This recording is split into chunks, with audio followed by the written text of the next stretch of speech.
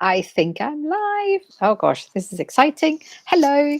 Um, my name is Dorothy Hansen, and I am a coach specializing in Nordic traditions and mindset, including transition mindset. And I have jumped on live as I have just done my weekly live talk in my online private community on Facebook called Happiness, Health, and Hygge. And I thought I wanted to also share a tiny bit on here because I think there are some really important takeaways that are quite simple that can make all the difference as people are preparing for the festive season. So a lot of my clients are telling me at the moment that they are extremely stressed, they're extremely worried. It's an expensive time of year. There's a lot of uncertainty, and then on top of it is the pressures of Christmas. And that's why I thought I would share a tiny bit about Nordic Christmas traditions. Not because I think that they are better, not in any way. They are different, and I use a lot of Nordic living principles when I work with my clients, such as Hygge and Nordic calm, and it seems to work wonders because sometimes we just need to view it from a slightly different angle, a slightly different point of view. So this is not really anything to do with cultural issues, but more about the mindset behind it. So I've strapped my in for a little 5-minute talk with you guys. I've got my hot tea here. I've got my blanket. And I'm going live today. It's the 13th of December, and it is Lucia Day in Scandinavia, Santa Lucia, as we call it. And it's a lovely little mix of pagan and Christian tradition. Basically, the pagans used to celebrate this time of year being the shortest day of the year, the longest night of the year, before the calendar reform. And then it was later tied in with the celebration of Saint Lucia, Catholic saint. And now all over Scandinavia, this is a very popular tradition where on this day in the morning, choirs will go through towns, through churches, through institutions, a kids' choir singing, bearing light, all dressed in white robes, some wearing red sashes, and led by the Lucia bride carrying a crown with 4 lit candles. And why am I talking about this? Because light is extremely important in Scandinavia and in all of the Nordic countries. It's dark for a lot of the year, and especially this time of year, like now, is the darkest time. And in some places, the sun will not come out at all. And if it does come out, it's only very, very briefly. So light is extremely important. And I think it's worth for us to remember that it's a celebration of the fact that the light returns, as well as in the sharing of the light with others. So this can be in simple terms as people decorate their houses with lights. In Scandinavia, we tend to put Christmas stars and candles in the window on the windowsill so that our neighbors can enjoy it too. We dress up often a tree or a bush outside as well. And if you live in a place where it's very dark, then having that light is extremely comforting because it tells you not only that you're in the same boat as everyone else, and it gives a community feel, but also it gives this sense that you are being embraced by the light and everyone is looking forward to the return of the light.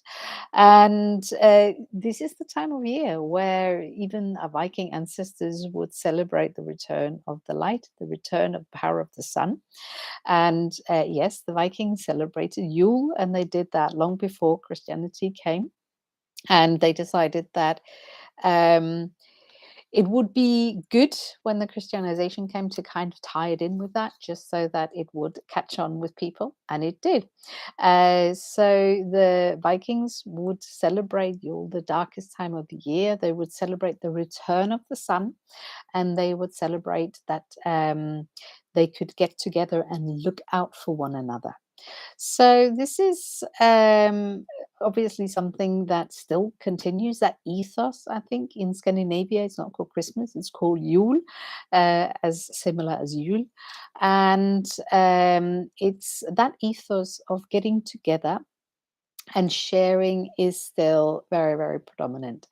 I'm not saying that there's not a um, good adding extra in of commercialization and presence, but it is very much about the sharing, not only of the light and the anticipation for the season, but also the sharing of the meal, sharing of the warmth, sharing of the occasion, really, with people.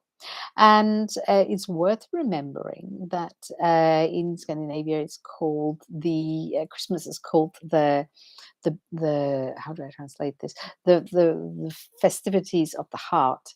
So this is really a season where it's very much comes back to basis, and it comes back to the fact that we need to allow ourselves to sink into our hearts, because that is where the real celebration is, and it's not in all the to-do lists and all the other external things that we might think are very, very important.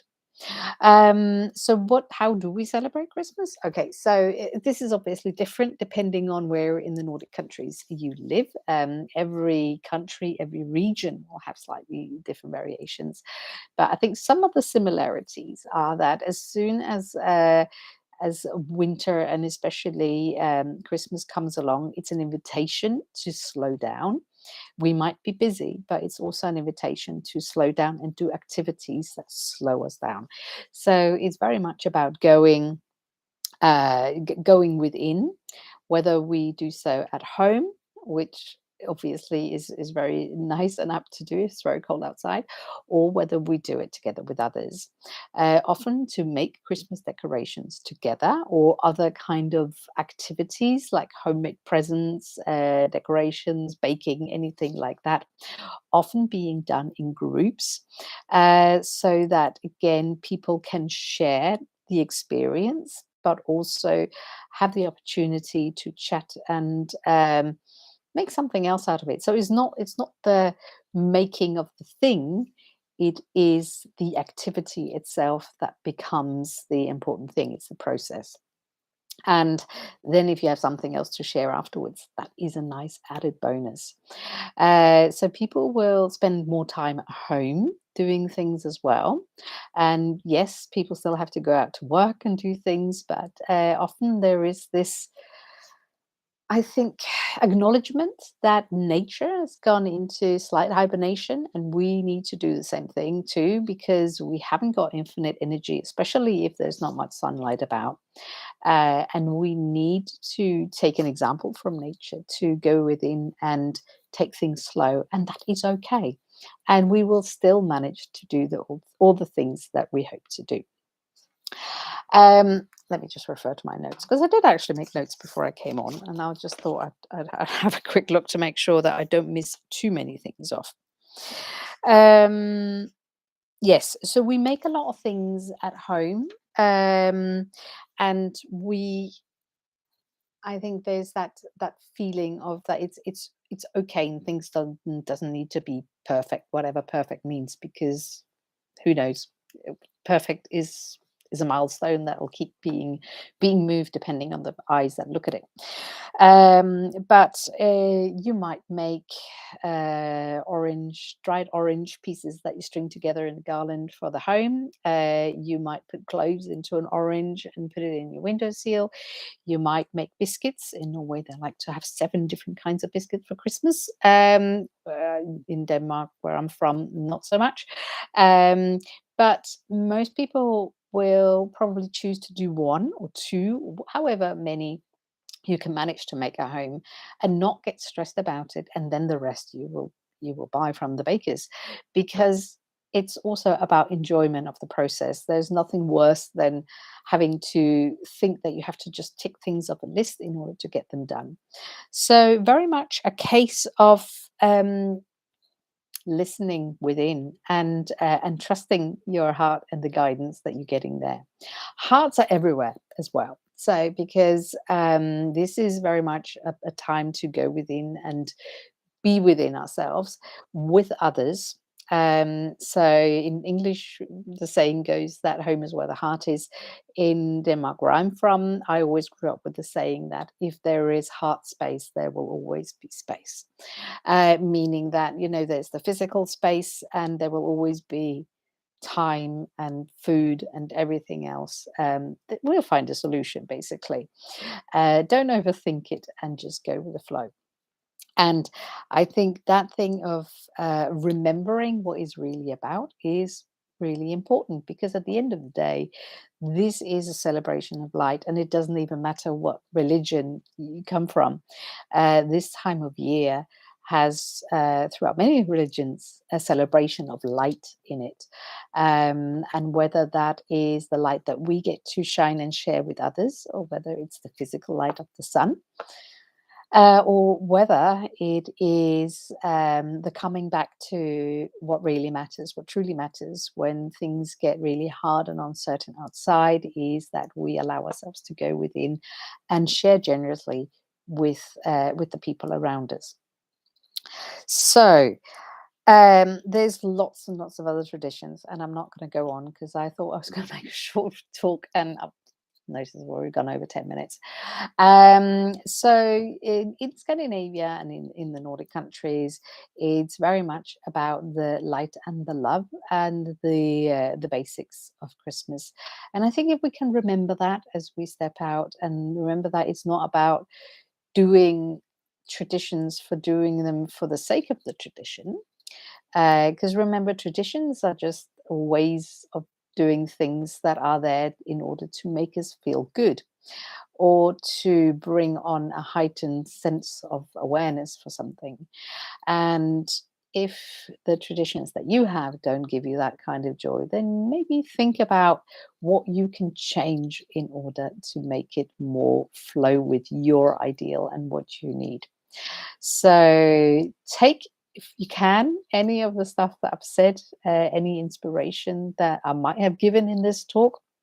And if there's none of it, well, that's fine. If you're happy with what you've got, you keep doing what you are doing, and you'll keep getting what you're getting. The thing to remember is that there's no right or wrong. It's only how we feel about it. And if it makes you feel good, then you are on the right track, and that should really be your guiding star. And if you feel something needs to change, then look and see if you can get some inspiration, and you only need to tweak a tiny little thing, and it might make a very big difference. With lots of light and love from Scandinavia, although I am now based in the UK. I hope you have a lovely celebration, no matter how you choose to do it.